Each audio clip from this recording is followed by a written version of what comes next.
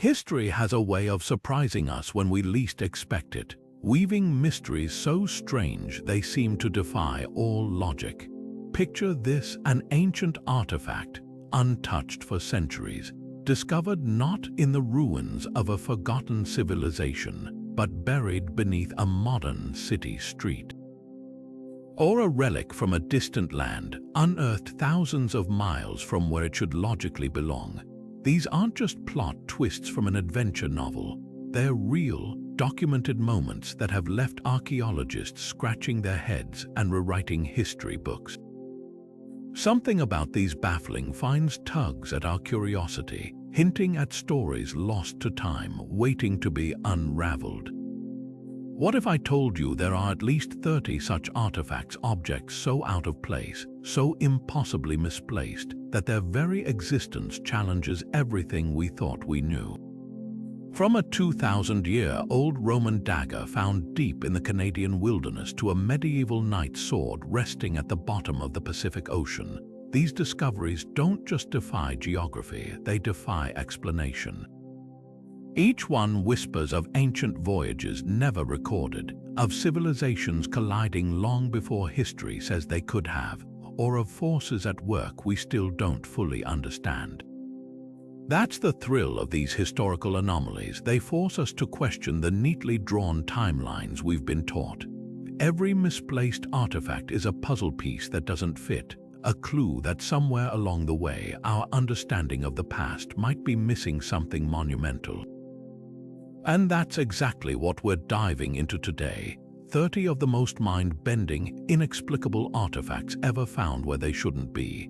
Some might have rational explanations buried in the sands of time, others might leave you wondering if we'll ever truly know their secrets. So let's step into the unknown together, because history, it seems, still has a few surprises up its sleeve. Among these bewildering discoveries, few spark as much debate as the so-called Maine penny. Found in 1957 during an archaeological dig at a Native American settlement in Maine, this small, weathered coin seemed ordinary at first glance until experts identified it as an 11th century Norse silver penny, minted during the reign of King Olaf Kyrre of Norway.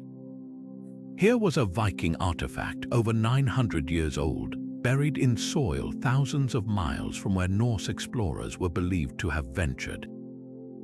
The implications were staggering. If genuine, the coin suggested that Viking traders or explorers not only reached North America centuries before Columbus, something we now know from sites like Elance Oaks Meadows, but that they may have interacted with indigenous peoples far deeper inland than previously thought. How did this coin end up in Maine? One theory points to the Norse trading with the Wabanaki tribes, perhaps exchanging goods along coastal routes. Another suggests it could have traveled through extensive indigenous trade networks, passed from hand to hand over generations until it reached the settlement.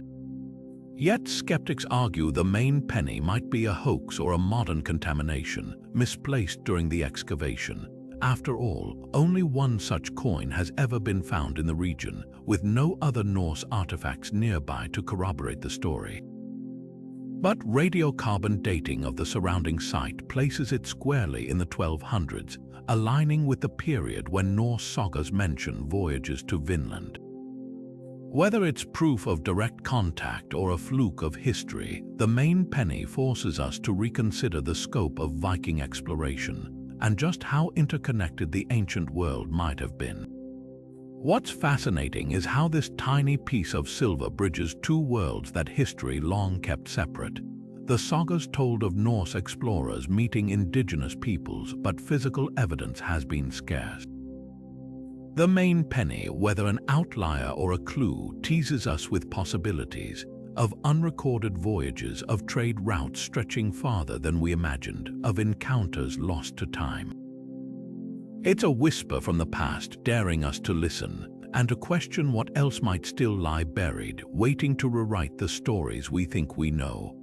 One of the most bizarre artifacts ever found is the so-called London hammer, a tool that defies conventional understanding of both history and geology. In 1936, a couple hiking near London, Texas, stumbled upon a peculiar rock formation with what appeared to be a wooden handle sticking out of it. When they cracked it open, they found an iron hammerhead perfectly encased inside, a hammer that shouldn't have existed because the rock surrounding it was dated to over 400 million years old.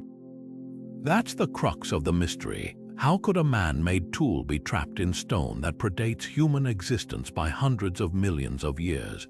Creationists seized on this as potential evidence of a much younger Earth or even proof of ancient advanced civilizations, pointing to the hammer's craftsmanship, its metal purity and design resembling 19th century mining tools. But geologists and skeptics argue there's a more rational explanation. The hammer likely wasn't embedded in ancient rock at all. Instead, it might have been dropped or discarded near a mineral-rich stream, where dissolved iron and sediment could have rapidly formed a concretion around it in just a few centuries. The debate hinges on the rock itself. Concretions, which form when minerals cement around an object, can sometimes mimic the appearance of much older stone. And while the hammer's wooden handle shows signs of partial fossilization, this process can occur relatively quickly under the right conditions. But here's the twist. Independent testing in the 1980s confirmed the handle was indeed ancient, with its cellular structure transformed by time. The iron head, however, had an odd composition, unusually pure, lacking the sulfur typical of modern industrial iron. So where does that leave us? The London hammer is either a modern tool wrapped in a geological misunderstanding or an inexplicable relic suggesting timelines far stranger than we've imagined. Some researchers propose a middle ground. Perhaps the hammer is centuries old, not millions, but still out of place in its context, lost by a settler or indigenous craftsman long before the area was settled. Yet the allure of the mystery persists because at its core, this isn't just about a hammer, it's about the stories we tell to explain the unexplainable. Every time science dismisses it, the artifact whispers back, nudging us to wonder, what if we're missing something bigger? Whether you see it as a quirk of nature or a puzzle piece from a forgotten chapter of history, the London hammer challenges us to stay curious. Because sometimes the most ordinary objects, rusted metal, petrified wood, hold the most extraordinary questions. And those questions don't just test our knowledge, they test our willingness to admit how much we still don't know. Buried beneath layers of sediment for over 2,000 years, the Antikythera mechanism is perhaps the most jaw-dropping artifact ever recovered from the ancient world. Discovered in 1901 by sponge divers off the coast of the Greek island of Antikythera, this corroded bronze device was initially mistaken for a piece of rubble amidst the wreckage of a Roman cargo ship. But as archaeologists painstakingly cleaned its fragments, they uncovered something extraordinary. An intricate system of interlocking gears, precisely calibrated dials, and inscriptions in ancient Greek, a technological marvel far ahead of its time. Dating back to around 100 BC, the mechanism functioned as a sophisticated astronomical calculator, capable of predicting solar eclipses, tracking the cycles of the Olympic Games, and modeling the irregular motions of the moon with astonishing accuracy. Its gearwork, some with teeth cut at precise angles, rivaled the complexity of 18th century clocks, yet here it was, a product of the Hellenistic world, over a millennium before such craftsmanship should have existed. The device even accounted for the elliptical orbit of the moon, a concept not formally described until Kepler in the 17th century. But how could the ancient Greeks have built such a device? The answer lies in their deep understanding of mathematics and astronomy, combined with a culture that celebrated mechanical innovation. Scholars like Hipparchus, who mapped the stars and calculated lunar motions, may have inspired its design.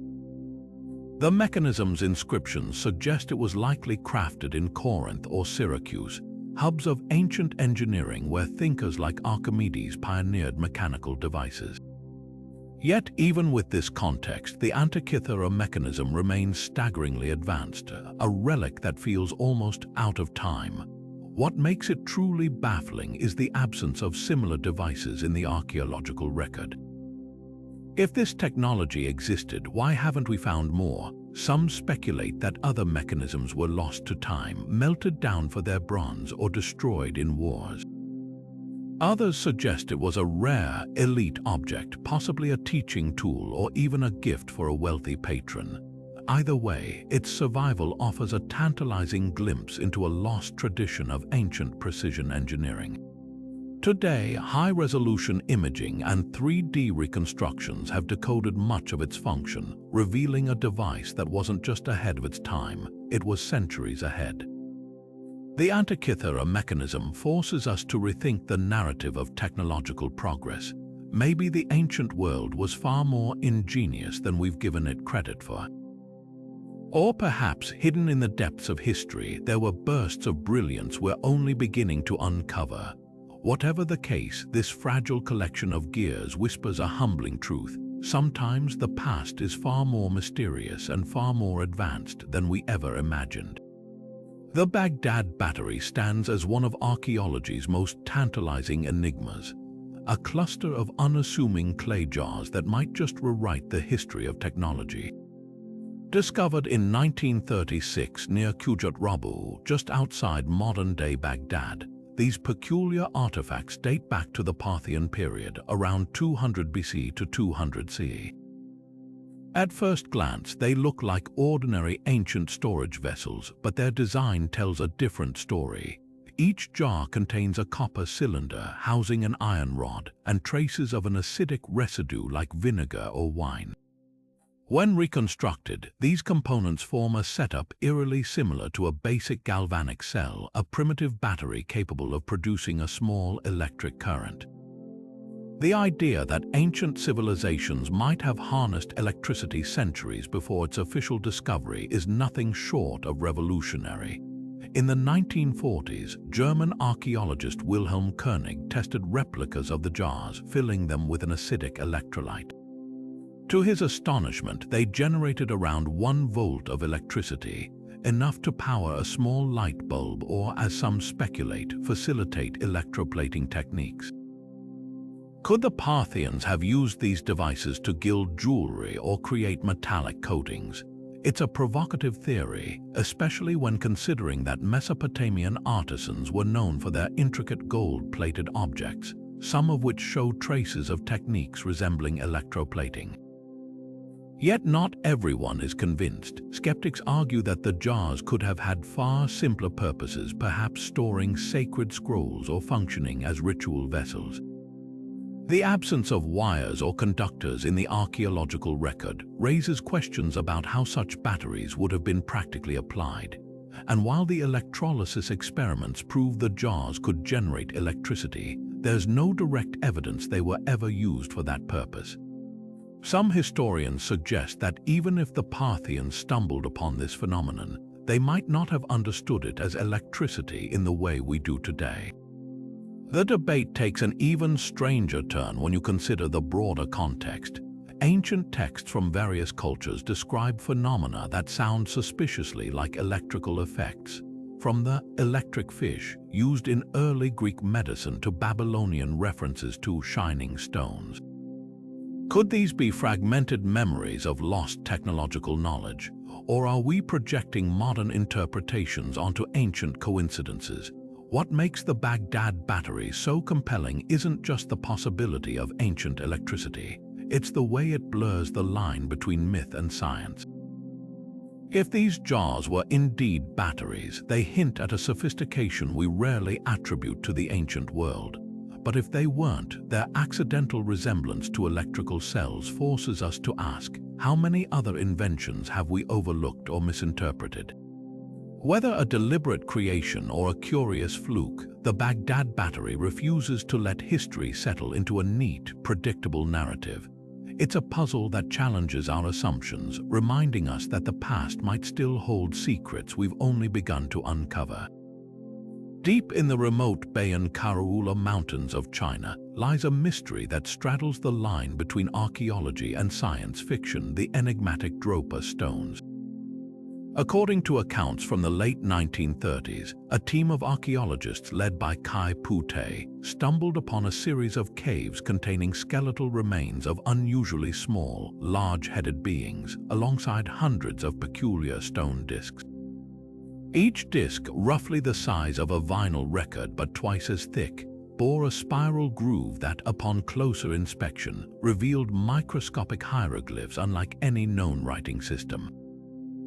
When translated allegedly by a professor named Tsum Amnui in 1962, the inscriptions told a story so extraordinary it defied belief. The text described a spacecraft crashing into the mountains 12,000 years ago, its occupants, the Dropa, stranded and unable to repair their vessel.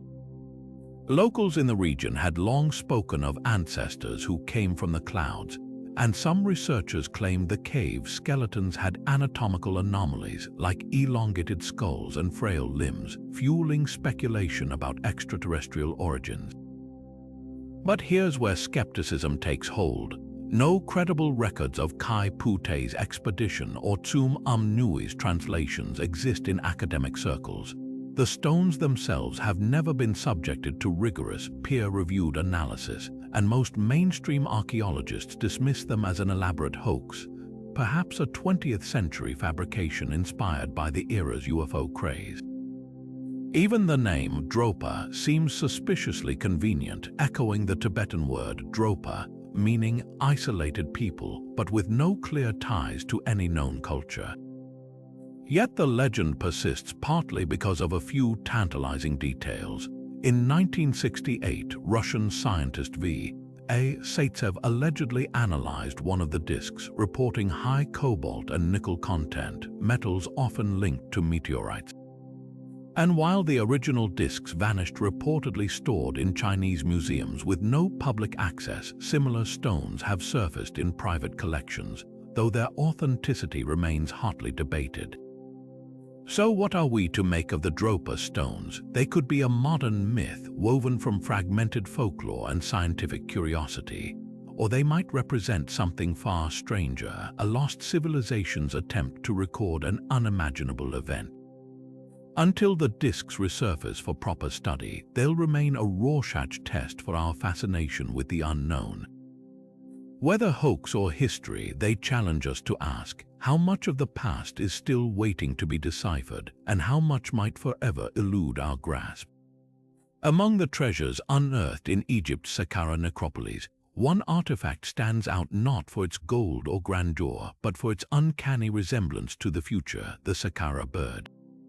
Discovered in 1898 during an excavation of a tomb dating back to the Old Kingdom, around 2000 BCE, this small wooden figurine was initially catalogued as a simple carving of a falcon, a sacred bird linked to the god Horus.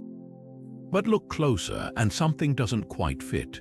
The wings aren't shaped like a bird's at all. They're straight, angled, and remarkably aerodynamic, with a tail fin that looks less like a feathered appendage and more like the stabilizer of a modern airplane.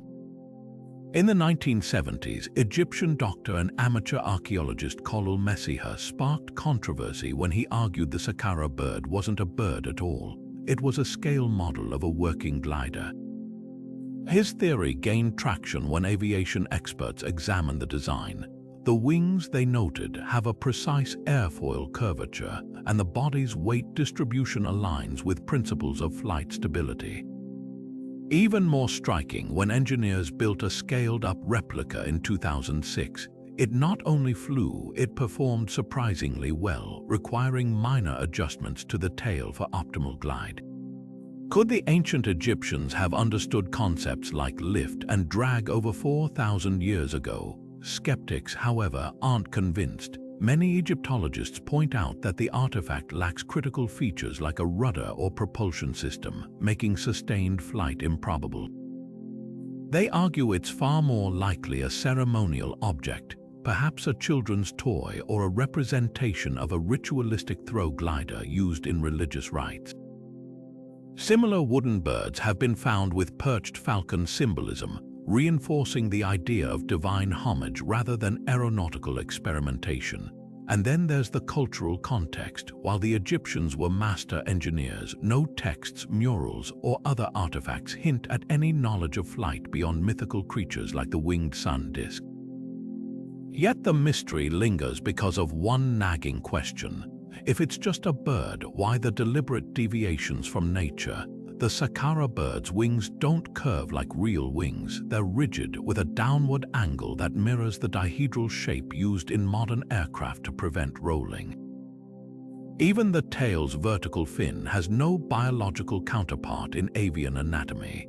These anomalies suggest either an astonishing coincidence or a glimpse of lost knowledge. Could it have been inspired by observing wind-borne seeds or insects refined through trial and error? Or is it evidence of a forgotten breakthrough, a fleeting moment of innovation that never fully took root? What makes the Saqqara bird so captivating isn't just the debate over its purpose, it's the way it forces us to reconsider the boundaries of ancient ingenuity. Whether a sacred symbol, a toy, or something far more advanced, this unassuming wooden artifact refuses to fit neatly into our historical frameworks.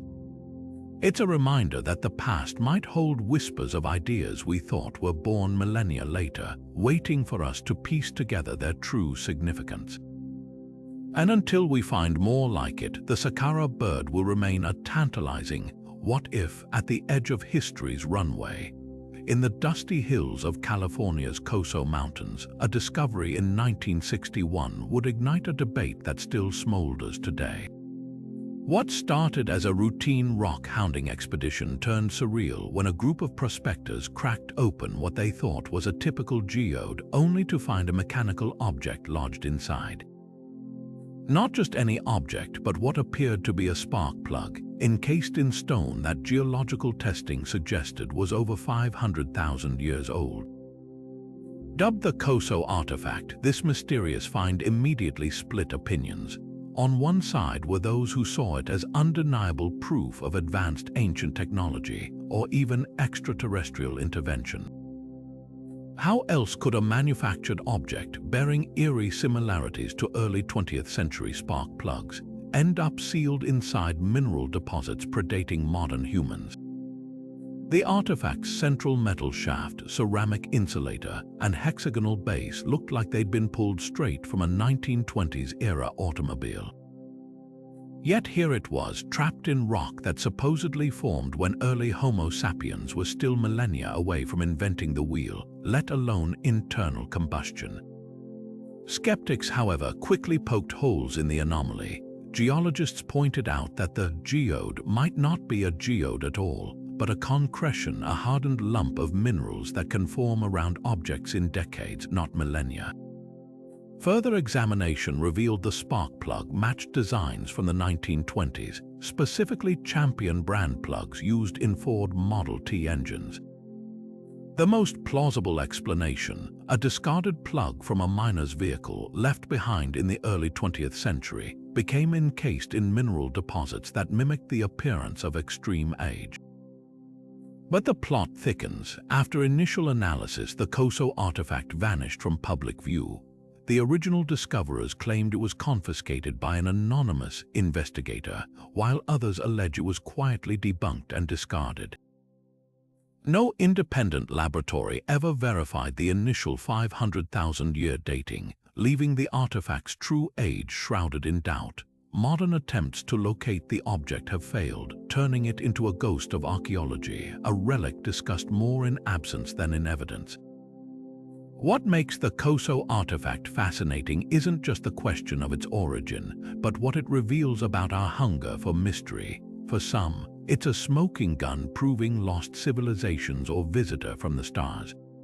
For others, it's a cautionary tale about how easily coincidence can be mistaken for revelation. Yet, even if it's just a misplaced spark plug, its story lingers because it taps into something deeper, our nagging sense that history's timeline might have wrinkles we've yet to smooth out. Whether a quirk of geology or a glimpse of something extraordinary, the Coso artifact leaves us with a puzzle that's harder to dismiss than it is to solve. Buried deep beneath the banks of the Mureș River in Romania lies an object so out of place that even seasoned archaeologists struggle to explain it: the Ayod wedge. Discovered in 1974 by workers digging a trench nearly 10 meters below the surface, this mysterious artifact was found sandwiched between layers of sediment dating back an astonishing 20,000 years. At first glance, it looked like nothing more than a weathered hunk of metal, roughly 8 inches long and 5 inches wide, with a peculiar concave groove running along its side. But when researchers analyzed its composition, the real shock came to light. The wedge was made of an alloy primarily consisting of aluminum, a metal that wasn't smelted by humans until the 19th century. The implications were staggering. Aluminum doesn't occur naturally in its pure form. Producing it requires an advanced industrial process involving electrolysis and temperatures over 900 degrees Celsius.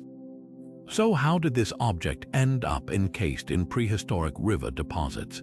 Some theorists jumped to extraordinary conclusions, suggesting the wedge could be evidence of an ancient advanced civilization or even extraterrestrial visitors.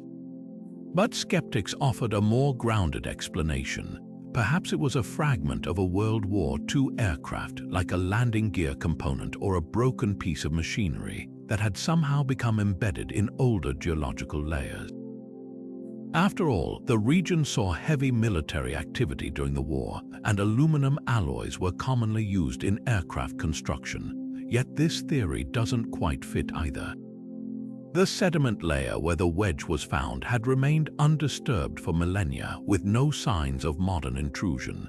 Even more puzzling, the artifact showed signs of extreme oxidation, suggesting it had been exposed to the elements for far longer than a few decades. Independent tests confirmed the metal's age, revealing a thick oxide layer consistent with objects thousands of years old.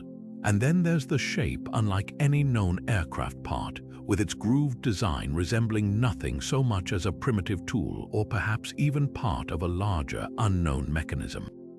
What makes the Ayod wedge so compelling is the way it defies easy categorization. It's too advanced for its supposed age, yet not quite modern enough to dismiss as a misplaced relic. Some researchers speculate it could have been part of an experimental prototype, lost to history, or even a hoax, though the extensive testing and geological context make that unlikely.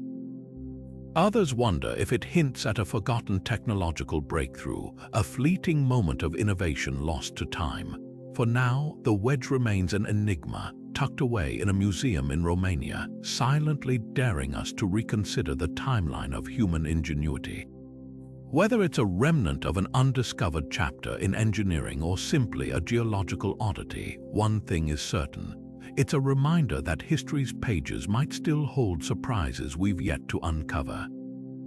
The Ayod wedge doesn't just challenge our understanding of the past, it invites us to imagine what else might still lie buried, waiting to rewrite the stories we think we know. Few historical maps have sparked as much intrigue or controversy as the Piri Reis map of 1513. Drawn by the Ottoman admiral and cartographer Piri Reis, this fragmentary world chart was discovered in 1929 in Istanbul's Topkapi Palace, tucked away among forgotten archives. At first glance, it appears to be a typical early 16th century map, blending the known geography of Europe, Africa, and the New World. But look closer and the details become startling. The map not only includes the recently discovered coasts of Brazil, but also depicts a landmass at the bottom of the world, one that bears an uncanny resemblance to Antarctica, centuries before the continent was officially discovered. Even more baffling, the coastline is drawn without ice, a condition that hasn't existed for at least 6,000 years. How could a 16th century cartographer have known about Antarctica, let alone portrayed it in a state matching geological records from millennia earlier? Piri Reis himself left clues, noting in the map's margins that he compiled it from earlier source maps, some dating back to the time of Alexander the Great. He even referenced the maps of the infidels, possibly lost charts from ancient Mediterranean or Arab explorers. This has led some researchers to propose that the map preserves fragments of knowledge from a pre-Ice Age civilization. Perhaps the legendary Library of Alexandria, whose archives burned with untold secrets.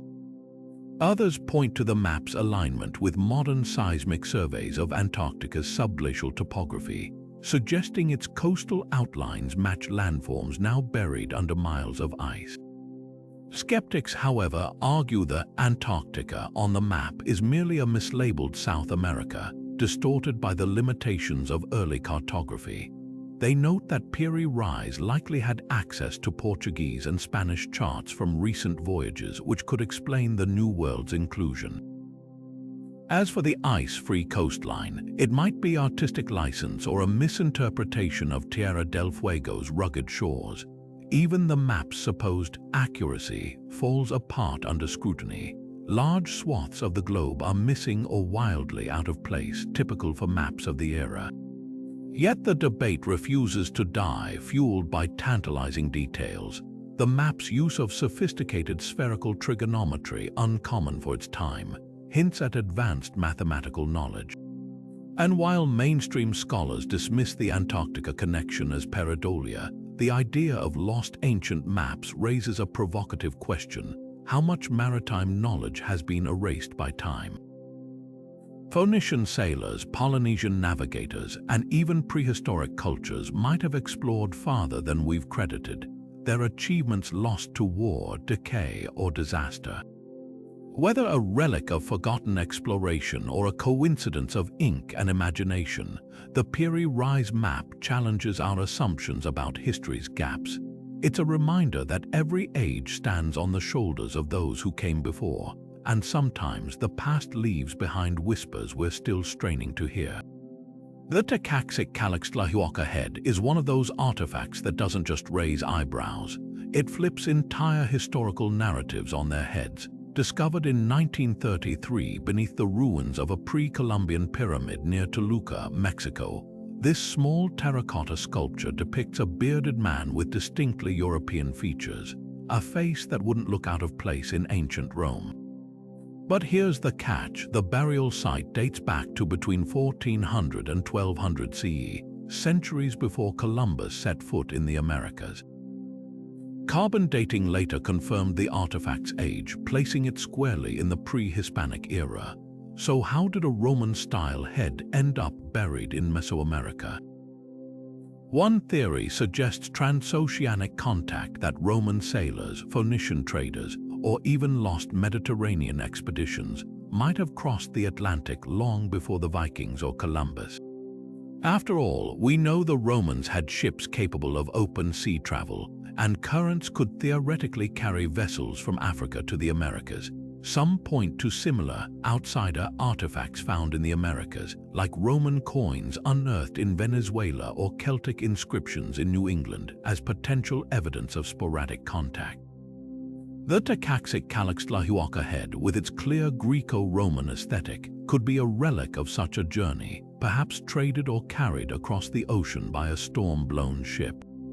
But not everyone's convinced. Skeptics argue the head might be a colonial-era contamination, accidentally mixed into older layers during excavations. Others propose it could represent a stylistic coincidence after all. Human faces share universal features, and pre-Columbian artists might have independently crafted a piece resembling Roman portraiture. Yet the head's craftsmanship raises questions. The hairstyle, with its intricate curls, mirrors 2nd century Roman styles, and the facial structure aligns with classical Mediterranean art.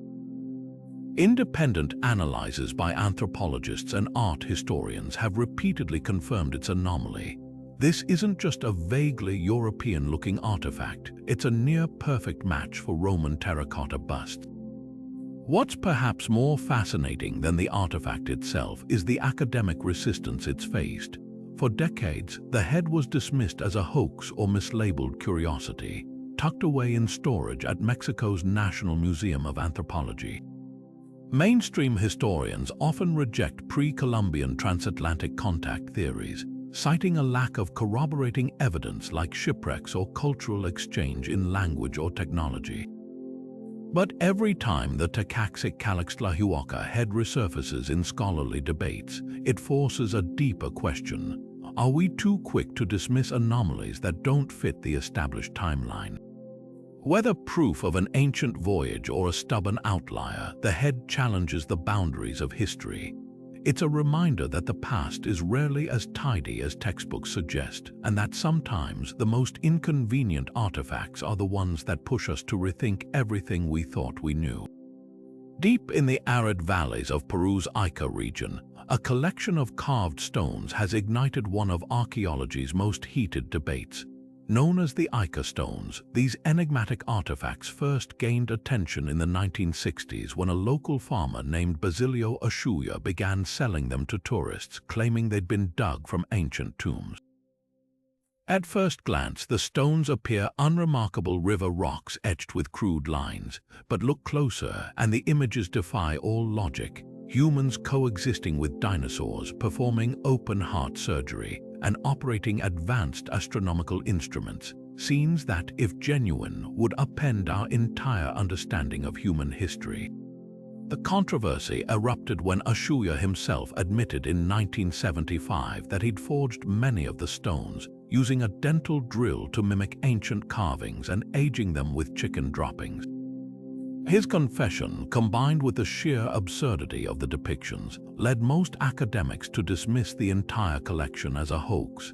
Yet even this explanation doesn't fully close the case. For one thing, Spanish Jesuit missionaries recorded indigenous accounts of similar stones as far back as the 1600s, long before modern paleontology existed. Then there's the curious subset of Ica stones that weren't sold by Ashuya specimens recovered by reputable archaeologists from undisturbed burial sites, some dating back to the Paracas culture around 500 BC.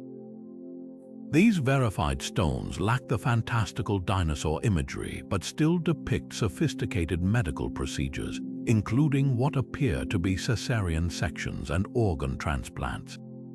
How do we reconcile these contradictions? Some researchers propose a middle ground.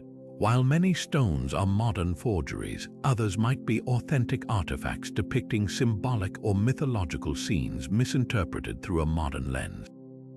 The Paracas culture was known for trepanation, skull surgery, so advanced medical knowledge isn't implausible. As for the dinosaurs, could they actually be stylized renderings of local wildlife like iguanas or giant sloths, exaggerated over generations of oral tradition? Or is there a sliver of truth to the idea that ancient cultures preserved knowledge of prehistoric creatures through fossils, weaving them into their cosmology? Beyond the authenticity debate, the Ica stones reveal something profound about human nature. They're a Rorschach test for our willingness to believe or dismiss the extraordinary. Hoax or not, they force us to confront uncomfortable questions. How much of the past have we lost to time? And how do we distinguish between genuine anomalies and clever fabrications? The stone's legacy lingers not because they offer answers, but because they remind us that history is rarely as simple as we'd like it to be. Every time we think we've solved their mystery, another layer peels back, leaving us to wonder what secrets might still be etched into the rocks of Ica. The story of the Kensington runestone reads like something straight out of a Viking saga, except this one unfolds not in the fjords of Scandinavia, but in the quiet farmlands of Minnesota. In 1898, a Swedish immigrant named Olof Oman claimed to have unearthed a 200-pound slab of greywacke while clearing trees on his property. What made this rock extraordinary were the strange markings chiseled into its surface, a message in Norse runes dated to the year 1362, describing a party of Viking explorers stranded far from home. According to the inscription, 10 men had been killed in a skirmish with Native Americans, leaving the survivors to carve this stone as a grim record of their fate. If genuine, the rune stone would rewrite history, placing Norse travelers deep in North America over a century before Columbus. From the moment of its discovery, the stone became a battleground for scholars. Linguists dissected its runes, pointing out peculiarities that didn't align with known 14th century Norse script.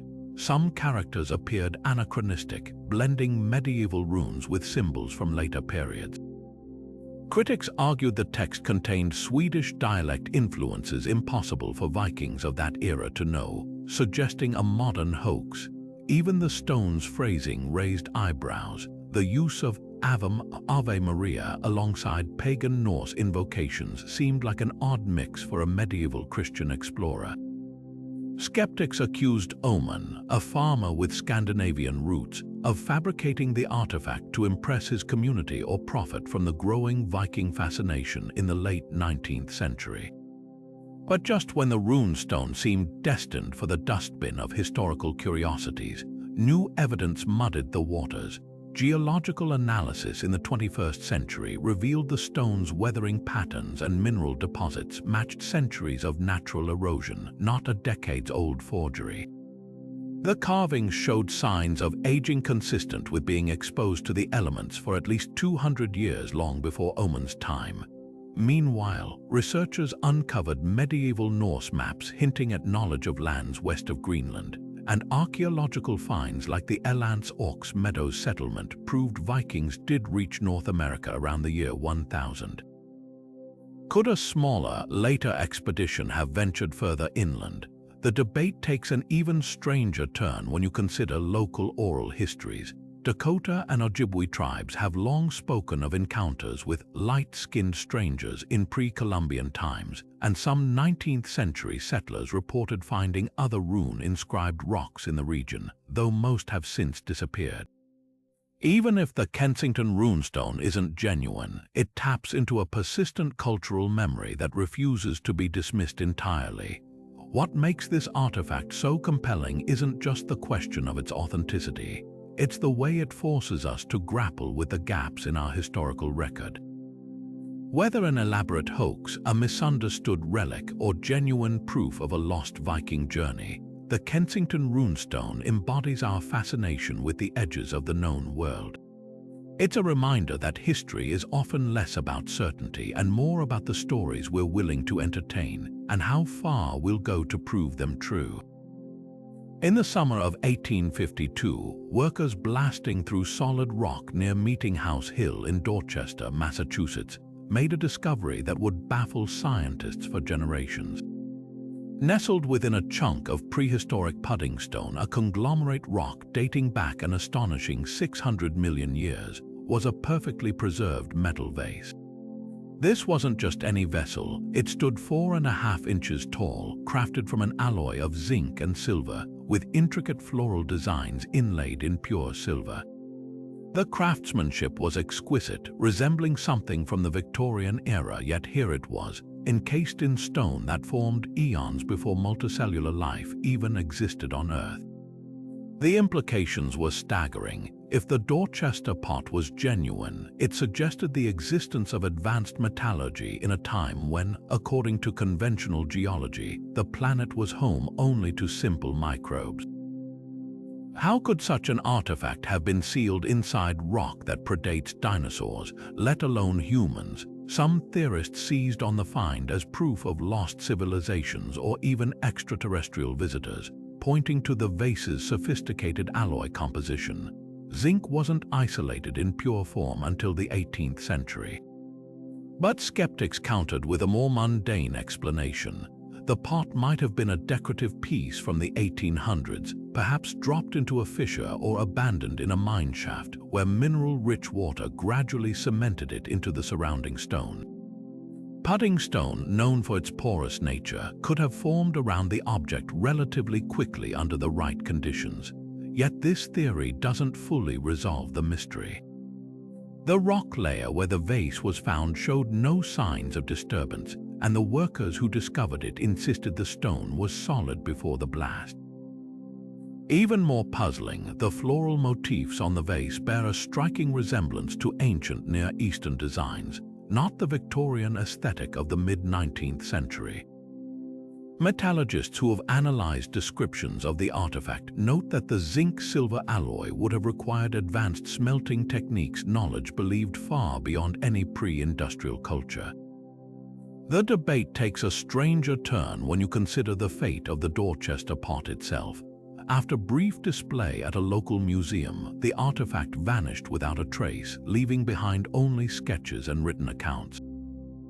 Was it quietly debunked and discarded, or did its inconvenient implications lead to its disappearance? Without the original object, modern testing is impossible, leaving us to weigh century-old descriptions against the limits of geological understanding. What makes the Dorchester pot so captivating isn't just the question of its origin, it's the way it exposes the fragility of our historical narratives. Whether a hoax, a geological fluke, or a relic of something far older and stranger, this unassuming vase challenges us to admit how much we still don't know about the deep past. It's a reminder that history's timeline might have hidden folds, waiting for the right discovery to unfold them. Digging deep into a well near Nampa, Idaho in 1889, workers made a discovery that would send shockwaves through the scientific community. Buried over 90 feet underground, encased in a layer of blue clay dating back at least 2 million years, was a tiny clay figurine barely 1.5 inches tall, but meticulously crafted into the shape of a humanoid figure. The Nampa figurine, as it became known, shouldn't have existed. Its delicate features, defined facial details, proportional limbs, and even what appears to be intricate clothing suggested a level of artistry only associated with advanced civilizations. Yet here it was, trapped in sediment laid down during the Pleistocene epoch, long before modern humans were supposed to have walked the earth. What makes the figurine so unsettling is its eerie resemblance to artifacts from ancient Mesopotamia, particularly Sumerian votive statues. The stylized posture, the clasped hands, even the exaggerated eyes mirror creations from 5,000 years ago, not 2 million.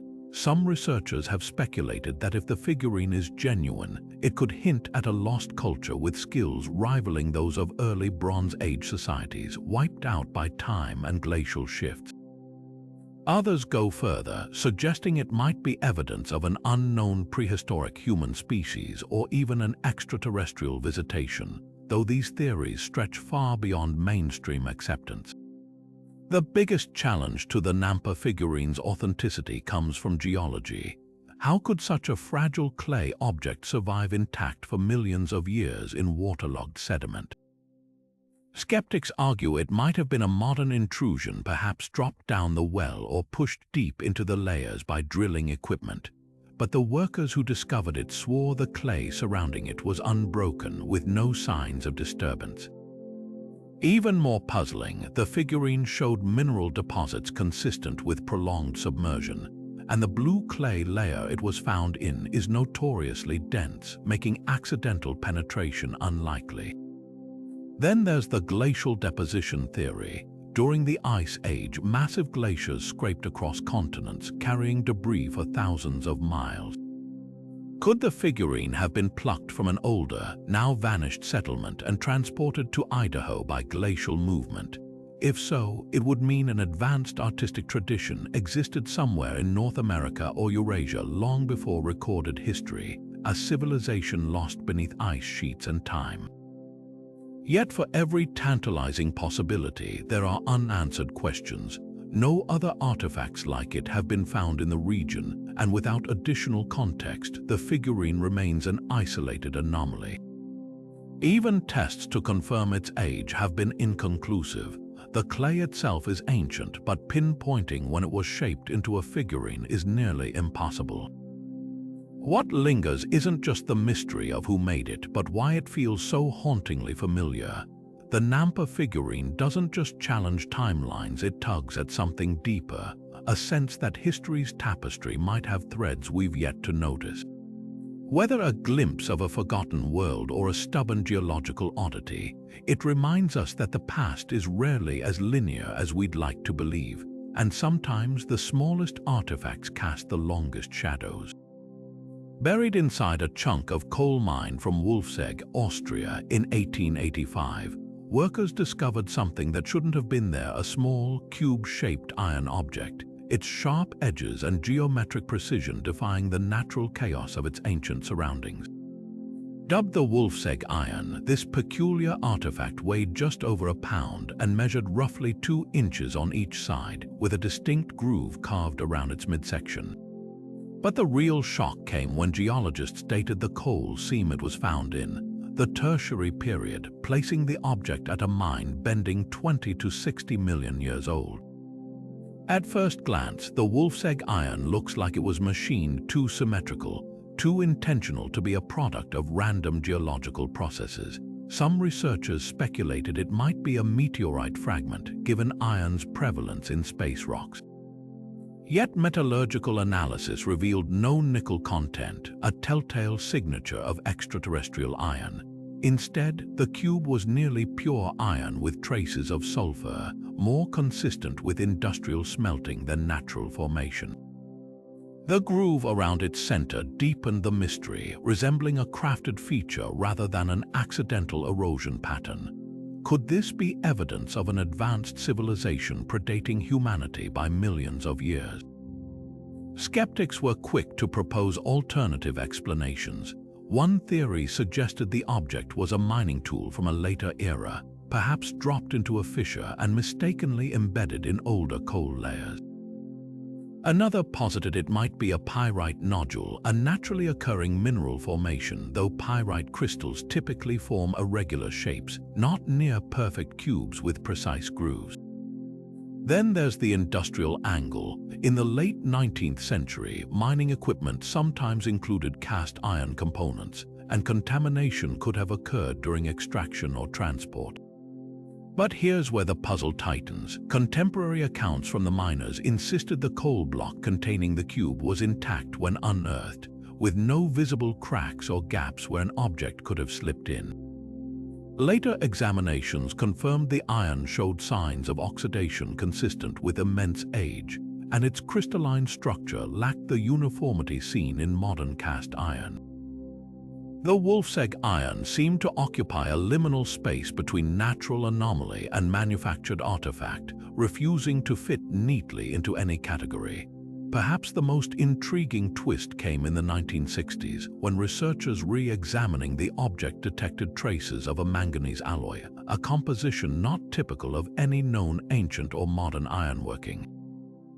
This raised the possibility of an unknown metallurgical process, either from a lost prehistoric culture or an entirely separate technological origin.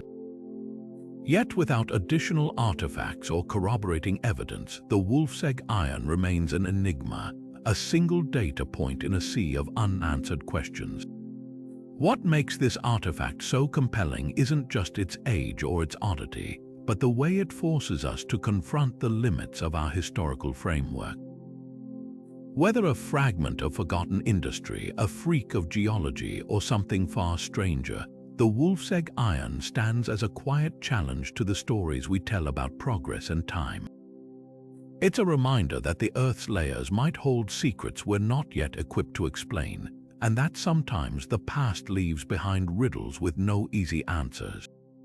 Nestled deep within South Africa's Precambrian rock formations dating back an astonishing 2.8 billion years lie objects that spark fierce debates among geologists and ancient technology enthusiasts alike.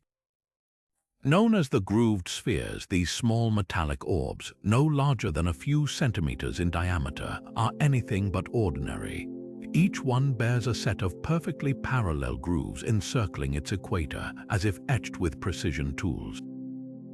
Some even exhibit a seam-like ridge, giving them an uncanny resemblance to manufactured components.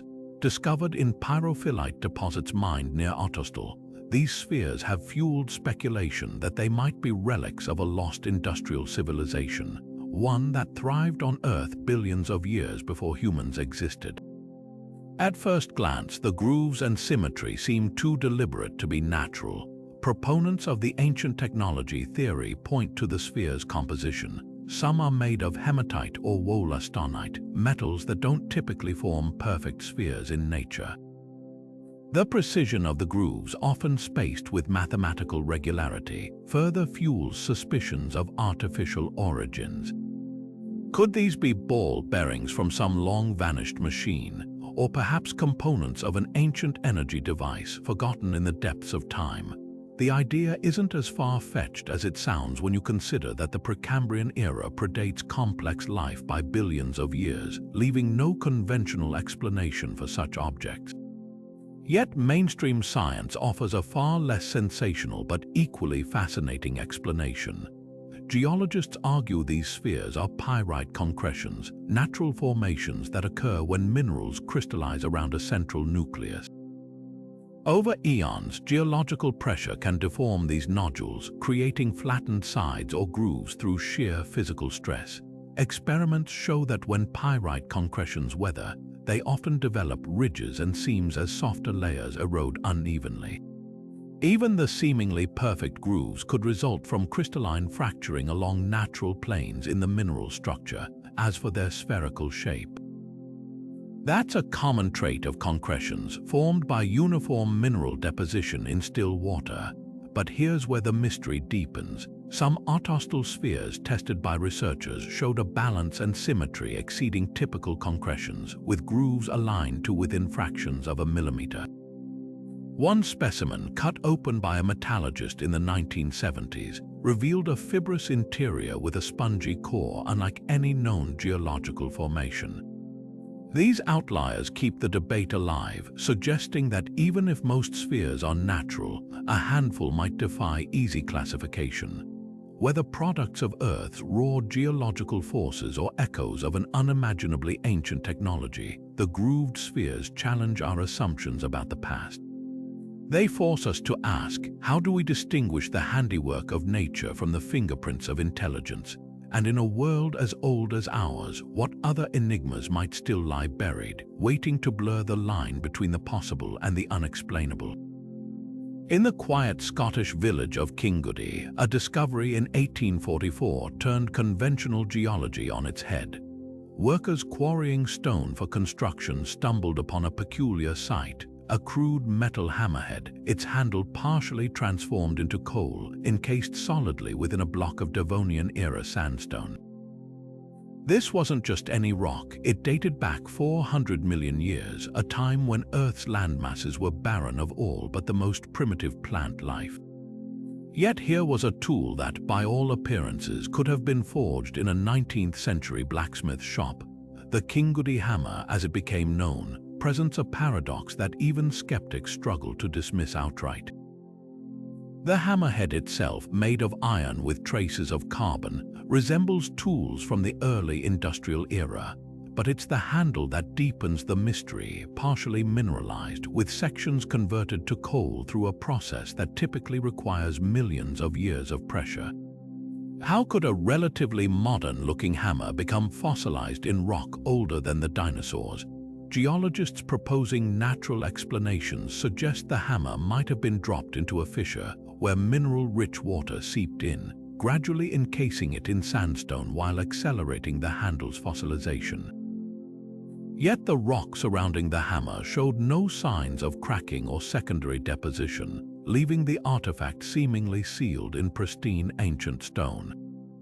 Adding to the enigma, the hammer's design doesn't neatly align with any known historical period. While its rough form resembles 19th-century tools, metallurgical analysis revealed an unusual lack of sulfur, a hallmark of pre-industrial iron smelting. This anomaly has led some researchers to speculate it could be a relic of an unknown pre-modern culture, perhaps one that developed primitive metallurgy before being lost to time.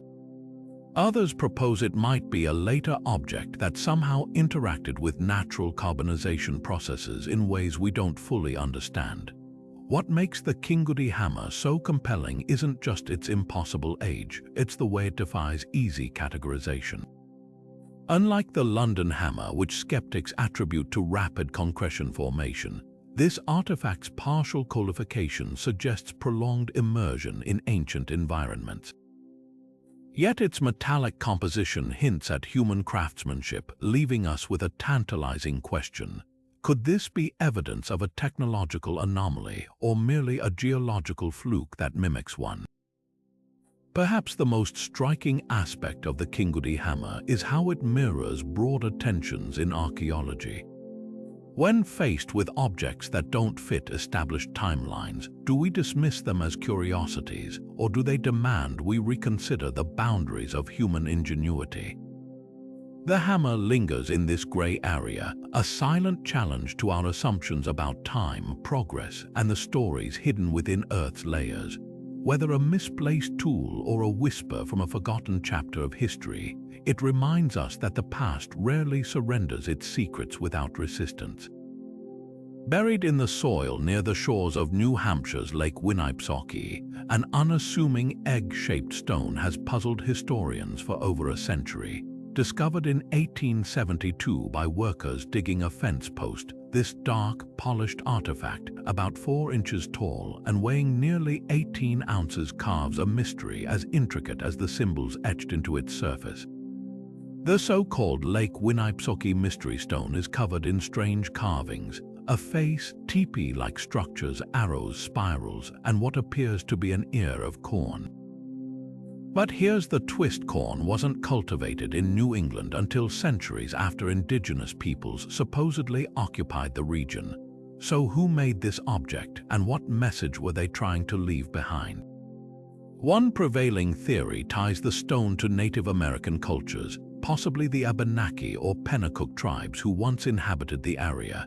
The teepee and arrow motifs align with Algonquian artistic traditions, while the spiral designs echo symbols found in petroglyphs across northeastern North America.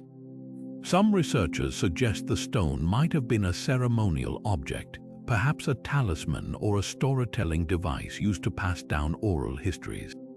But the corn carving throws a wrench in this theory. Maize agriculture didn't reach New England until around 1000 CE. Long after the Paleo-Indians of the region had transitioned to more mobile lifestyles. Unless the stone is far younger than its discovery context suggests, this detail raises questions about its origins. Another tantalizing possibility links the stone to pre-Columbian transatlantic contact. The face carved into one side bears a striking resemblance to Celtic or Iberian artistic styles, with its oval eyes and straight mouth. Could it be a relic of Irish monks, Basque fishermen, or even Phoenician traders who allegedly reached North America centuries before Columbus?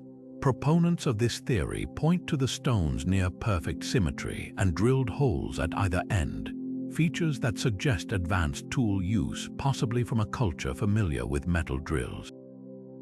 Yet no other artifacts from these hypothetical visitors have ever been found in the region, leaving the stone isolated in the archaeological record. Then there's the enigma of the stone's material. Geologists initially identified it as a type of quartzite, but later analysis revealed it's composed of a unique conglomerate not native to New Hampshire. The polish is another puzzle. Achieving such a smooth surface would require hours of labor with abrasives, yet there's no evidence of local tribes using such techniques for small ceremonial objects. Even stranger, the holes drilled through the stone's axis are tapered with remarkable precision, wider at the top and bottom than in the middle, a technique difficult to achieve without metal tools. Over the years, the stone has been called a hoax, a sacred object, and even an ancient astronomical tool. In 2006, modern imaging technology revealed previously unseen markings, tiny dots and lines that might represent constellations or lunar cycles. But without a clear cultural context or comparable artifacts, the symbols remain as cryptic as ever. Today, the stone sits in the New Hampshire Historical Society, still daring visitors to decode its secrets. Whether a forgotten ritual artifact, evidence of lost transoceanic contact, or an elaborate 19th century fabrication, the Lake Winnipesaukee Mystery Stone reminds us that some of history's most compelling puzzles come in the smallest packages, and sometimes the past refuses to give up its answers without a fight. Buried in a slab of rock pulled from the Russian countryside near the Labinsk region, An object no larger than a fingernail has ignited debates that stretch from geology to ancient astronaut theories. Discovered in 2014 by local researchers, this strange artifact appears to show a tiny, rectangular insert, complete with delicate, grid-like patterns embedded within stone believed to be a staggering 250 million years old. At first glance, the patterns resemble modern microchips with raised lines and geometric channels eerily similar to circuitry. But how could such an object exist in a time when Earth's most complex life forms were early reptiles and ferns?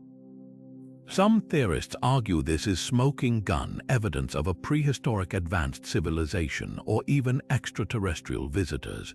The so-called Russian microchip seems to defy conventional timelines, suggesting technological knowledge far beyond what mainstream history allows. Proponents of this view point to the artifact's symmetry, its precise linear markings, and the stark contrast between the embedded material and the surrounding rock. Laboratory tests reportedly identified the insert as an unusual alloy, heightening suspicions of artificial origins. But before we rewrite history, there's another explanation far more grounded in science: pareidolia. This psychological phenomenon, our tendency to perceive familiar patterns in random shapes, could easily explain why we see circuitry in natural mineral formations. Geologists note that similar patterns occur in fractured stone, where mineral veins crystallize along stress lines, forming grids that mimic human-made designs. The microchip might simply be a fortuitous arrangement of quartz or another mineral, weathered over eons into a shape that tricks our modern, tech-savvy eyes. What deepens the mystery is the artifact's obscurity. Unlike high-profile anomalies, the Russian microchip hasn't been widely studied by mainstream archaeologists or materials scientists. The initial researchers who publicized their find faced accusations of hoaxing or misinterpreting geological processes. Without peer-reviewed analysis or additional corroborating discoveries, the artifact remains in limbo, dismissed by skeptics yet clung to by those convinced it hints at forgotten chapters of technological history. Perhaps the most fascinating aspect of this debate isn't whether the object is truly a microchip, but what its existence reveals about our relationship with the unknown. The human mind craves patterns, especially ones that reflect our own era's innovations. A prehistoric circuit board is a compelling idea precisely because it mirrors our modern world. But sometimes nature's artistry is stranger than fiction, crafting illusions that challenge us to question not just the past but how we interpret it. Whether a geological fluke or something more extraordinary, the Russian microchip lingers as a quiet enigma, reminding us that not every mystery comes with easy answers. Standing tall in the heart of Delhi's Qutb complex, an ancient iron pillar defies the very laws of chemistry. Known as the Delhi Iron Pillar, this 23-foot marvel dates back to the 4th century CE, yet it shows almost no signs of rust despite enduring centuries of monsoons, pollution, and tropical humidity. To modern metallurgists, this isn't just impressive, it's nearly impossible. The pillar's resistance to corrosion stems from a sophisticated alloy blend, primarily wrought iron with a high phosphorus content and surprisingly low sulfur. This precise combination creates a thin, protective layer of iron-hydrogen phosphate on its surface, a natural shield that prevents oxidation. Even today, scientists struggle to replicate this effect consistently, leaving us to wonder, how did ancient Indian blacksmiths achieve such advanced metallurgy over 1600 years ago? The real enigma lies in the phosphorus. While modern iron production removes phosphorus as an impurity, it makes metal brittle under stress. The Delhi Pillar's creators seemingly understood how to harness its benefits.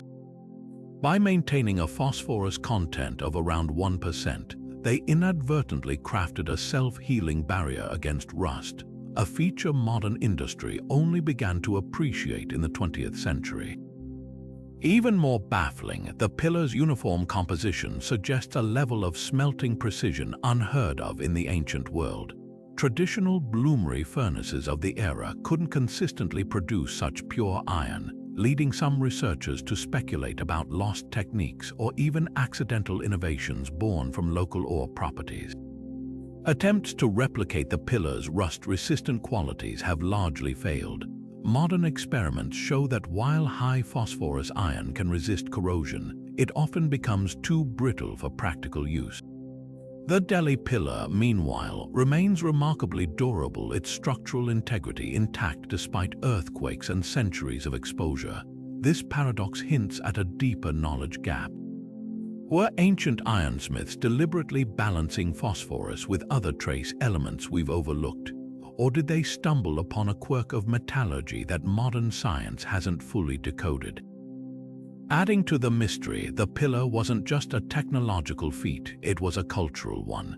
Inscriptions on its surface link it to the reign of Emperor Chandragupta II, a ruler of the Gupta Empire often called India's Golden Age. Scholars suggest it might have been a victory monument, its rust-resistant nature symbolizing the king's enduring legacy. But beyond symbolism, the pillar raises provocative questions about the Gupta era's scientific prowess. Were other advanced alloys crafted during this period, now lost to time? Could this pillar be the last survivor of a broader tradition of metallurgical mastery? Today, the Delhi Iron Pillar stands as both a monument and a challenge. It refuses to fit neatly into our historical narratives, quietly defying assumptions about ancient technological limits.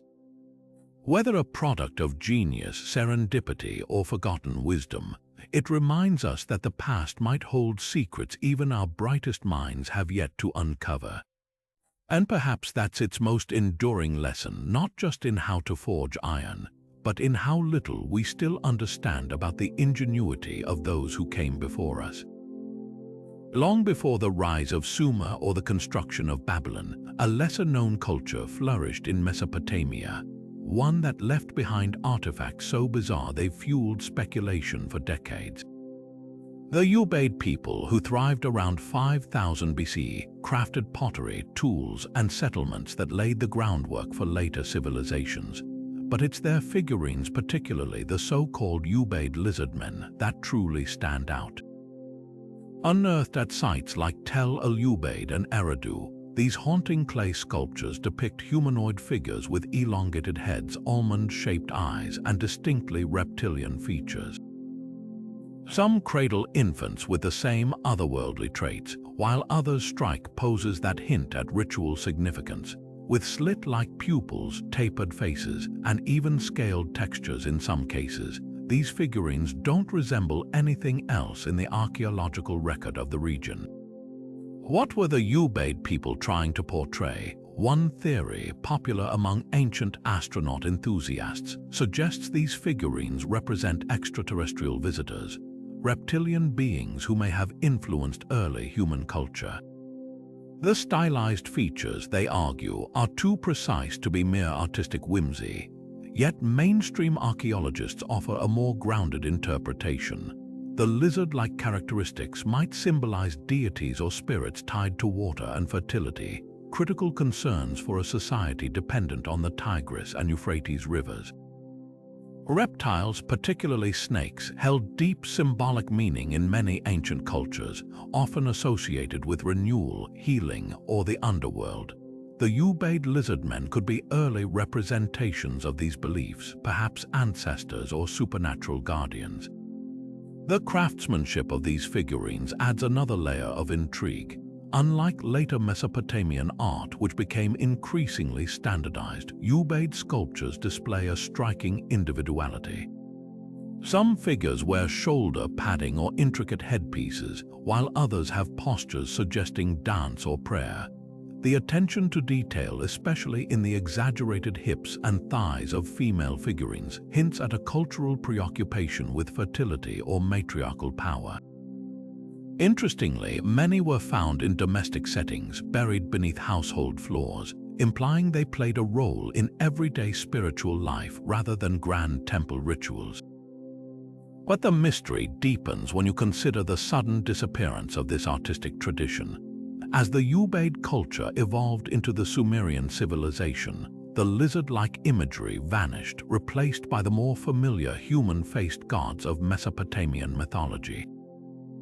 Did these figurines represent a forgotten religion, a lost lineage of rulers, or something even more enigmatic? Without written records from the Ubaid period, we're left to piece together clues from clay alone.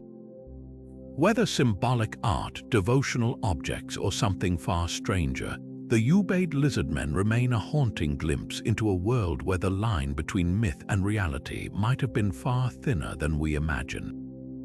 Their silent, slit-eyed stares challenge us to rethink not just ancient Mesopotamia, but how cultures across time have grappled with the unknown and the creatures they imagined lurking within it. High in the arid plains of southern Peru, where the Nazca lines stretch across the desert like a giant sketchbook, another ancient engineering marvel hides in plain sight: the puquios. These strange spiral wells, some descending deep into the earth with winding stone ramps, have baffled researchers for decades. Unlike typical wells, the puquios aren't just vertical shafts. They're intricate systems of helical tunnels and underground canals, designed with a precision that suggests the Nazca people possessed hydraulic knowledge far beyond what we've credited them for.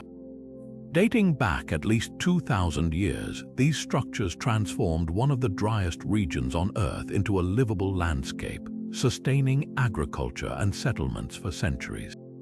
But how did a culture without written records or advanced metallurgy master such sophisticated water management? The genius of the puquios lies in their ability to tap into subterranean aquifers while minimizing evaporation. The spiral design isn't just aesthetic, it serves a critical function. As wind flows down the coiled ramps, it creates a pressure differential, forcing air into the underground channels and pushing water upward through connected fissures in the earth. This ingenious passive pumping system required no moving parts, yet it functioned like a natural engine, delivering water to the surface without the need for labor-intensive hauling. Even more astonishing, some puquios connect to expansive underground aqueduct networks, distributing water across miles of desert with gradients calculated to within fractions of an inch. The Nazca didn't just dig wells, they engineered a subterranean ecosystem. But here's where the mystery deepens. Similar spiral wells appear nowhere else in the pre-Columbian Americas, yet they bear a striking resemblance to qanats, ancient underground water systems used in Persia and the Roman Empire. This peculiar similarity has led some researchers to propose an impossible connection. Could the Nazca have had contact with Mediterranean cultures? Roman ships, after all, were capable of crossing the Atlantic, and traces of Roman artifacts, like the Tecaxic Calixtlahuaca head in Mexico, hint at sporadic transoceanic contact. Others argue the puquios are a brilliant case of parallel innovation, where two distant cultures independently solved the same problem of desert survival. The debate takes a turn when you examine the puquios' construction. Unlike Roman qanats, which were dug from the surface, the Nazca wells were built from below, with workers tunneling upward through soft sedimentary rock, a method requiring an intimate understanding of geology and structural stability. Some puquios even feature ventilation shafts spaced at precise intervals, a detail that suggests the Nazca mapped their aquifers with near-scientific accuracy. How they achieved this without compasses, advanced mathematics, or even the wheel remains one of archaeology's most tantalizing riddles. What makes the puquios truly remarkable isn't just their engineering, it's their resilience. Many of these wells still function today, a testament to their flawless design. Modern attempts to replicate their efficiency have faltered, with concrete and steel replacements failing to match the original's durability. The Nazca, it seems, understood something about harmony with the environment that we're still struggling to grasp. Whether born of isolated genius or influenced by distant travelers, their spiral wells stand as a silent challenge to our assumptions about ancient innovation. They remind us that survival in the harshest places often demands not just strength but creativity, and that the driest earth might hide the deepest secrets. Locked away in Yale University's Beinecke Library lies a book that has defied comprehension for over 6 centuries, the Voynich manuscript. This battered 240-page tome, dating back to the early 1500s, is unlike any other medieval text. Its pages are filled with looping, alien script that no linguist or cryptographer has ever cracked, accompanied by baffling illustrations of unknown plants, celestial charts no astronomer recognizes, and nude women bathing in what appears to be a network of interconnected green tubes. From the moment it resurfaced in 1912, when Polish book dealer Wilfrid Voynich discovered it in an Italian monastery, this manuscript has been the ultimate puzzle, a riddle wrapped in vellum, sealed with secrecy. What makes the Voynich manuscript so infuriating to researchers isn't just its unreadable text, it's the eerie precision of its design. The writing flows with the consistency of a real language, complete with repeating word patterns and grammatical structure, yet it matches no known alphabet or cipher. Statistical analysis reveals its word frequency resembles natural languages like Latin or Arabic, but every attempt to decode it, from World War II codebreakers to modern AI, has hit a wall. Even the illustrations defy logic. Herbal pages depict plants with no known earthly counterparts, their roots and leaves arranged in impossible configurations. Astronomical sections show zodiac symbols floating alongside clusters of stars that don't correspond to any real constellations. And then there are the so-called biological diagrams, those peculiar drawings of women submerged in liquid-filled chambers, their bodies connected by intricate tubing that some speculate could represent an early understanding of human anatomy or something far more esoteric. Theories about the manuscript's purpose range from the plausible to the fantastical. Some scholars believe it's an encrypted herbal or alchemical text, its strange plants symbolic representations of medicinal compounds or laboratory processes. Others argue it's a sophisticated hoax crafted to deceive wealthy Renaissance collectors. The parchment's carbon, dating to the early 15th century, debunks the idea of a modern forgery, but could it be an elaborate medieval con? The most compelling evidence against the hoax theory is the sheer effort involved. The manuscript would have required years of meticulous work with no clear payoff for a scammer. Then there are the fringe interpretations. Could it be the work of an isolated monk suffering from psychosis, his delusions transcribed into an indecipherable personal language? Or does it preserve knowledge from a lost civilization, its secrets encoded to protect them from destruction? The most tantalizing clue comes from the marginalia, faint annotations in a 16th century hand that suggest someone, somewhere, might have understood portions of the text. But these notes are themselves cryptic, offering no real key to the mystery. Modern technology has only deepened the enigma. In 2014, researchers using spectral imaging uncovered previously hidden layers of text beneath the visible ink, suggesting revisions or multiple authors. AI analyzers in 2019 tentatively identified Hebrew as the most likely linguistic match for the script structure, but attempts to translate it yielded mostly gibberish. The manuscript resists every tool we throw at it, as if deliberately engineered to outwit future generations. Perhaps the most haunting aspect of the Voynich manuscript is what it reveals about our own obsession with answers. It's a mirror held up to humanity's hunger for meaning, proof that even in an age of satellites and supercomputers, there are still puzzles that refuse to be solved. Whether an alchemist's workbook, an elaborate joke, or something beyond our current understanding, this unreadable book endures as a testament to the limits of knowledge.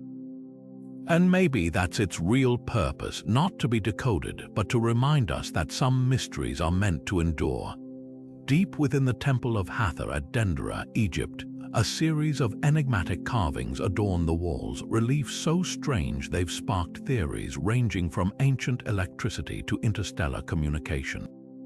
The most famous of these, often called the dendrolite, depicts what appears to be a giant light bulb, a translucent, elongated vessel with a snaking filament inside, supported by a pillar and tethered by cables to a box that resembles a modern power source.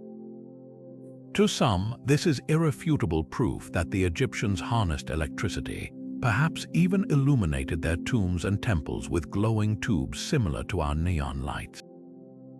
But mainstream Egyptology dismisses this as a classic case of seeing the present in the past. So what's really going on in these carvings? The light bulb interpretation hinges on the object's uncanny resemblance to a Crookes tube, an early electrical device invented in the 19th century. Proponents point to the serpentine line inside the bulb-like vessel, suggesting it represents an illuminated filament, while the cables connecting it to the box mirror wires. Some theorists take it further, proposing the Baghdad Battery, if proven functional, could have powered such devices, creating a lost technological network.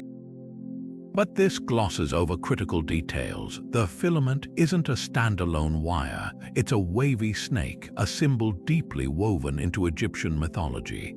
The pillar supporting the vessel is the jed, a symbol of stability linked to the god Osiris, and the cables are more likely stylized lotus stems, a recurring motif in temple art. Egyptologists offer a far more context-rich explanation. The reliefs depict the nighttime journey of the sun god Ra through the underworld, a central theme in Dendra's cosmology. The bulb is actually a lotus flower, a symbol of creation and rebirth, cradling the snake deity Harsomptus, a manifestation of Ra's regenerative power. The scene illustrates the moment before dawn, when Ra's solar bark emerges from the darkness carried by the serpent's energy. Far from an electrical diagram, it's a theological metaphor, blending iconography with celestial narrative. Even the power box aligns with known ritual objects, possibly a shrine holding sacred tools or offerings. Yet the debate persists because of lingering questions. Why does the ensemble look so eerily mechanical? Why do similar symbols appear in other temples, sometimes alongside what look like insulated holders? Skeptics argue this is pareidolia, our brains imposing familiar shapes on abstract art, but the precision of the carvings gives pause. Perhaps the truth lies in between. The Egyptians might not have had light bulbs, but their mastery of optics and reflective materials is well documented.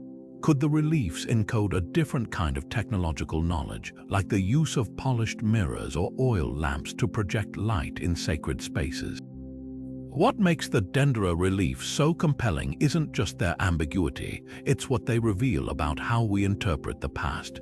Every generation projects its own innovations onto ancient cultures, whether Renaissance scholars saw obelisks as frozen lightning, or Victorians imagined steam engines in Alexandrian texts. The Dendra carvings challenge us to separate our fascination with ancient astronauts from the Egyptians' own rich symbolic language. They remind us that the past isn't a puzzle to solve in our image, but a conversation to understand on its own terms. Whether depicting divine serpents or hinting at lost technologies, these carvings endure because they refuse to fit neatly into any single narrative, and that's where the real mystery lies. Hidden in the dense jungles and river deltas of Costa Rica's Decoded Delta, hundreds of stone spheres sit in near-perfect silence, some as small as a baseball, others towering taller than a person and weighing over 16 tons. These enigmatic orbs, known as the stone spheres of Costa Rica or Los Bolas, were carved with astonishing precision by the pre-Columbian Decoded culture between 600 and 1500 CE. But what makes them truly mind-bending isn't just their flawless geometry. It's the fact that their creators achieved this without metal tools, wheels, or even a written language. The sheer craftsmanship defies expectations. Many spheres are accurate to within 2 millimeters of perfect roundness, a feat that would challenge modern sculptors even with laser-guided tools.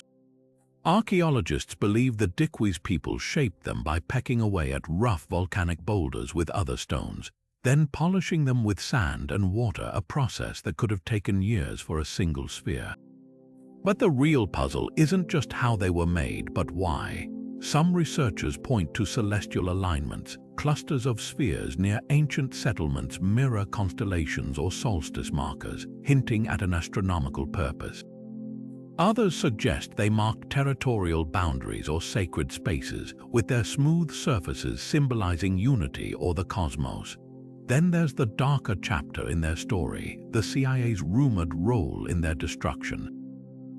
In the 1930s, when banana plantations expanded across Costa Rica, many spheres were dynamited or bulldozed as nuisances. But conspiracy theories allege that during the Cold War, American operatives deliberately targeted certain spheres, fearing they might house ancient technology or secrets. Declassified documents reveal the CIA was active in the region, and locals still whisper about agents removing spheres under cover of night. While most scholars dismiss this as myth, the truth remains murky. Over 300 spheres survive today, but countless others were lost, their secrets crushed into rubble. What lingers is the aura of mystery. Why did the Decwees invest such effort into objects with no obvious utilitarian function? Were they maps, monuments, or something more esoteric? The stones refused to tell us, standing mute in the jungle, smooth, silent, and utterly inscrutable. They're a reminder that some of history's most profound achievements leave behind no instructions, only questions. Rising from a rural Georgia hillside like a modern-day Stonehenge, the Georgia Guidestones have been called America's most mysterious monument and its most controversial. Erected in 1980 under the cover of secrecy, this 19-foot-tall granite structure bore 10 engraved commandments for a post-apocalyptic world, written in 8 languages from English to Swahili. The first directive, maintain humanity under 500 million in perpetual balance with nature, a chilling suggestion that fueled decades of conspiracy theories. But the real enigma wasn't just the message, it was the anonymous group behind it, known only by the pseudonym R.C. Christian, who paid for the monument in cash and vanished without a trace. From the start, the Guidestones seemed designed to provoke. The slabs were precision-engineered with astronomical alignments, a slot marking the summer solstice, a hole pointing to the North Star echoing ancient megalithic sites. Yet their cold, utilitarian text read like a manifesto: guide reproduction, wisely improving fitness and diversity, rule passion, faith, tradition, and all things with tempered reason. To some, this was a blueprint for sustainable living. To others, a shadowy elite's vision of population control. The lack of identified creators only deepened suspicions. Was R.C. Christian a lone eccentric or a front for organizations like the Rosicrucians or even early climate activists? FBI files later revealed they investigated the monument in the 80s but found no evidence of subversion. Just a man who claimed to represent a small group of loyal Americans planning for civilization's collapse. The Guidestones' ominous aura made them a lightning rod for extremists. For years, conspiracy theorists linked them to everything from the New World Order to satanic rituals, their granite face often defaced with spray-painted warnings. Then, in July 2022, an explosion ripped through the site at dawn, toppling one slab and damaging others beyond repair. Security footage captured a hooded figure planting explosives, but the bomber, like R.C. Christian, remained unidentified. Authorities ruled it an act of domestic terrorism, though no group claimed responsibility.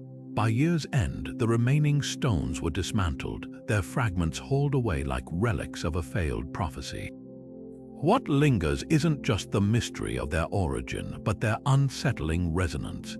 In an age of climate crises and societal fractures, the Guidestones' warnings about resource scarcity and governance feel eerily prescient. Were they a sinister plot, a misguided utopian experiment, or simply a wealthy recluse's cryptic thought exercise? The monument's violent end ensured we'll never know for sure, leaving behind only questions carved in stone. and the uneasy sense that someone, somewhere, was trying to tell us something we still haven't fully understood.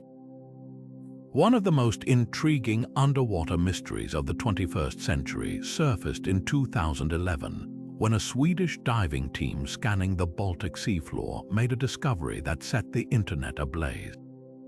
Their sonar images revealed a massive circular object resting nearly 300 feet below the surface, an anomaly spanning roughly 200 feet across, with what appeared to be geometric features resembling runways, staircases, and even structures straight out of a sci-fi movie.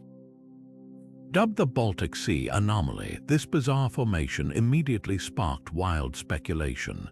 Was it a crashed UFO, a secret Nazi submarine base, or the ruins of an ancient, sunken city? Diving expeditions to the site only deepened the enigma. Teams reported strange malfunctions in their electronic equipment whenever they approached the object, with cameras failing and compasses spinning wildly, phenomena that fueled theories about electromagnetic interference from some unknown power source. Some divers even claimed to have recovered metallic fragments that laboratory tests allegedly identified as containing materials not of natural origin, though these findings were never peer-reviewed or replicated. Skeptics, however, countered that the Baltic Sea is littered with glacial deposits and remnants from World War II, and that the so-called runways were likely grooves carved by retreating ice sheets thousands of years ago. The geological angle offers the most grounded explanation. Experts from Stockholm University and other institutions pointed out that the Baltic Sea basin was shaped by glacial activity during the last ice age, leaving behind erratic boulders, ridges, and other formations that can resemble man-made structures when viewed through sonar's distorted lens. The reported electromagnetic interference could stem from natural ferromagnetic minerals in the area, which are known to affect compasses. Even the metallic samples could simply be from old shipwrecks or dumped military equipment, common in these heavily trafficked wartime waters. Yet, despite these rational explanations, the Baltic Sea anomaly refuses to fade into obscurity. Part of its staying power lies in the way it taps into our collective fascination with the unknown. The ocean is Earth's last great frontier, hiding countless undiscovered secrets, and anomalies like this one remind us just how little we truly know about the depths. From Atlantis myths to modern sonar blips, humanity has always projected its wildest theories onto the shadows of unexplored waters.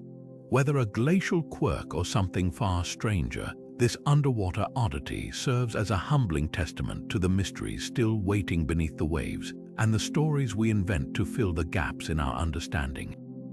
No artifact in history has sparked as much debate, devotion, and scientific scrutiny as the Shroud of Turin, a 14-foot-long linen cloth bearing the faint, ghostly imprint of a crucified man.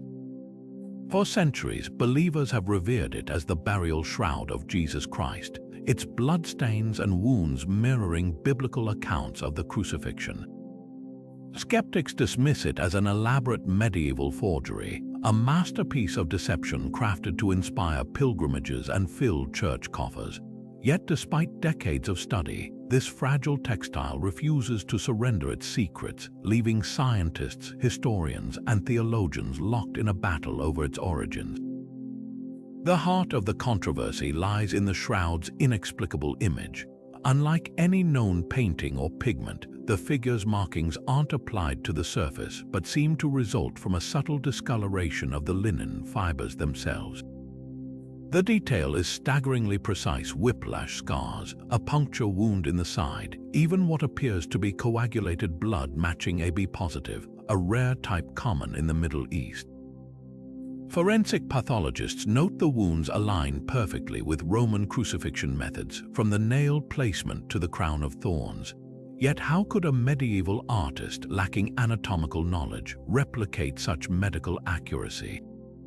Carbon dating in 1988 aimed to settle the debate, testing fabric samples from the shroud's edge. The results pointed to a creation date between 1260 and 1390, squarely in the Middle Ages. But almost immediately, critics challenged the findings. They argued the tested samples might have been contaminated by centuries of handling, smoke from fires, or even repairs by medieval nuns. Later studies proposed the shroud's unique chemical composition, possibly altered by extreme heat or microbial growth, could skew radiocarbon results. Some researchers even detected traces of ancient pollen from plants native to Jerusalem, hinting at a Middle Eastern origin far older than the carbon date suggested. The plot thickens when examining how the image formed. Modern experiments have failed to replicate it using medieval techniques. Laser tests suggest the discoloration resembles a burst of ultraviolet radiation, akin to a flash photograph rather than brushstrokes or dyes. One theory posits the shroud might have wrapped a victim of crucifixion whose body, under unique conditions, emitted gases that interacted with the linen. Others speculate it could be the result of a primitive form of photography using sunlight and silver salts. However, no historical records mention such technology existing before the 19th century. What makes the shroud so endlessly fascinating isn't just the science, it's the human element. For believers, it's a tangible connection to the divine, a relic that defies explanation as if to test faith itself. For skeptics, it's a puzzle that exposes the limits of both medieval craftsmanship and modern analysis. And for scientists, it remains an open question, a mystery that resists tidy conclusions. Whether divine imprint or masterful hoax, the Shroud of Turin endures because it speaks to something deeper than evidence. It challenges us to confront the boundaries of what we think we know and what we're willing to believe. Among the most iconic and hotly debated archaeological oddities are the so-called crystal skulls exquisitely carved from clear or milky quartz. These life-sized human craniums have long been mythologized as relics of lost Mesoamerican civilizations. Tales swirl around their origins with claims they were crafted by the Aztecs, Maya, or even the mythical Atlanteans, imbued with supernatural powers like prophecy and healing. The most famous of these, the Mitchell-Hedges skull, allegedly discovered in Belize in the 1920s, boasts a detachable jawbone and near-perfect anatomical accuracy, fueling speculation that no ancient culture could have achieved such precision without advanced, perhaps otherworldly technology. But the truth behind these glittering artifacts is far less mystical. In the late 19th and early 20th centuries, a surge of crystal skulls flooded the antiquities market, nearly all traceable to workshops in Germany and France. Forensic analysis reveals telltale signs of modern tool marks. Rotary wheels left microscopic scratches inconsistent with hand-carving techniques used by pre-Columbian artisans. Even the quartz itself tells a damning story. The type of crystal used in many skulls, including the Mitchell-Hedges specimen, matches Brazilian deposits exploited only after European colonization, geologically impossible for genuine Aztec or Maya artifacts. The Smoking Gun, a 2008 study by the British Museum and Smithsonian, which examined multiple skulls using electron microscopy. Every one showed evidence of industrial-era abrasives and polishing compounds, definitively linking them to 19th century craft traditions. Yet the skull's pop culture allure refuses to fade. From Indiana Jones films to New Age lore, they've become symbols of esoteric knowledge, their fabricated history overshadowed by Hollywood mystique. This paradox reveals something fascinating about human psychology. Our hunger for the unexplained often overrides empirical evidence. The skull's enduring legend isn't just about deception, it's about the stories we want to believe, even when the facts whisper otherwise. What lingers isn't a mystery of ancient craftsmanship, but a modern one. Why do these objects, so thoroughly debunked, still captivate us? Perhaps it's their eerie beauty, or the way they channel our fascination with death and the occult. Or maybe they serve as blank canvases, reflecting back whatever myths we project onto them. The crystal skulls remind us that sometimes the most powerful artifacts aren't those that reveal the past, but those that expose the depths of our own imagination. Their real magic lies not in quartz but in the stories we insist on keeping alive. Deep in the highlands of Bolivia, nestled near the shores of Lake Titicaca, an unassuming ceramic bowl sits at the center of one of archaeology's most contentious debates. Known as the Fuente Magna bowl, this artifact wouldn't stand out at first glance until you notice the inscriptions. Etched into its interior are symbols that bear a striking resemblance to Sumerian cuneiform, the wedge-shaped writing system used in ancient Mesopotamia over 4,000 years ago. How could a script from halfway across the world appear on an artifact in South America, thousands of years before European contact? The implications are staggering, suggesting a trans-Pacific connection that rewrites our understanding of ancient civilizations. The bowl's discovery in the 1950s near the ruins of Tiwanaku, a pre-Incan city known for its megalithic architecture, only deepens the intrigue. Tiwanaku's builders left behind no written records, making the Fuente Magna's inscriptions even more anomalous. Some researchers, like Bolivian archaeologist Bernardo Biados, argue the script matches Proto-Sumerian or even earlier pictographs, potentially dating the bowl to around 3000 BC. If true, this would imply Sumerian explorers or traders reached South America millennia before Columbus, a theory that upends conventional timelines of global exploration. The bowl's design adds fuel to the fire. Its shallow, wide-mouthed shape mirrors ceremonial vessels used in Mesopotamian libation rituals, while the material, local Bolivian clay, suggests it was crafted by someone familiar with both Sumerian traditions and Andean resources. But mainstream archaeology remains deeply skeptical. Critics point to the lack of corroborating evidence: no Sumerian shipwrecks in the Pacific, no genetic traces of Mesopotamians in ancient South American remains, no other artifacts bridging these distant cultures. The inscriptions, while visually similar to cuneiform, have never been definitively translated, leading some linguists to dismiss them as either coincidental markings or modern forgeries. The bowl's provenance is also murky. It surfaced through a private collector, not a controlled excavation, leaving its original context uncertain.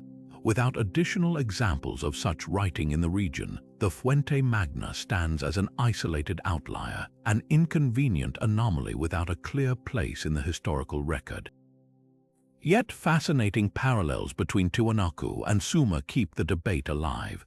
Both cultures built massive stone structures aligned with celestial events, both had complex irrigation systems, and both revered deities associated with water and creation.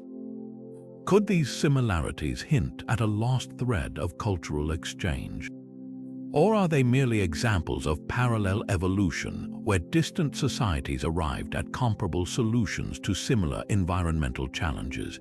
The bowl's defenders argue that absence of evidence isn't evidence of absence. After all, the Pacific's vastness and the fragility of ancient seafaring vessels would leave little trace of such voyages. They point to the sweet potato, a plant native to South America that spread to Polynesia centuries before European contact, as proof that pre-Columbian transoceanic exchange wasn't impossible. What makes the Fuente Magna bowl so compelling isn't just the question of its authenticity, it's the way it exposes the limits of our historical frameworks. Whether a genuine relic of trans-Pacific contact, an elaborate hoax, or a bizarre coincidence, it forces us to confront how much we still don't know about the ancient world's interconnectedness. The bowl sits at the intersection of faith and skepticism, a silent challenge to the narratives we've carefully constructed. And until new evidence emerges, it will remain a tantalizing enigma, a whisper across millennia, inviting us to reconsider who might have crossed oceans long before history says they could. From misplaced Roman coins in the Americas to inexplicable machinery embedded in million-year-old rock, these 30 artifacts don't just bend history, they shatter it. Each one whispers of lost voyages, forgotten technologies, and civilizations that might have thrived long before our textbooks claim possible.